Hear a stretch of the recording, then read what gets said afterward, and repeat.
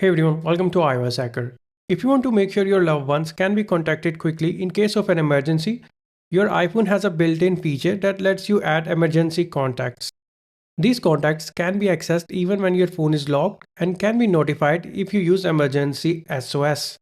In this guide, I will show you exactly how to add or change your emergency contacts on iPhone. Let's get started. Start by unlocking your iPhone and opening the Settings app. Here, scroll down and tap on Apps.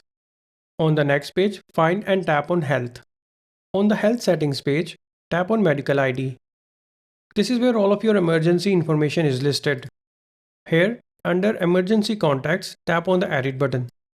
Now to remove existing emergency contacts, tap on the red dash button. And to add a new emergency contact, tap on the Add Emergency Contact.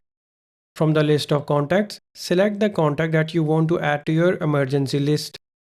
Select their relationship like parent, spouse, friend, etc. Also make sure Show when locked toggle is turned on so emergency responders can access your info without unlocking your iPhone. Remember, emergency contacts can receive a message with your location when you use Emergency SOS. You can add multiple emergency contacts. This feature works on all modern iPhones running recent versions of iOS.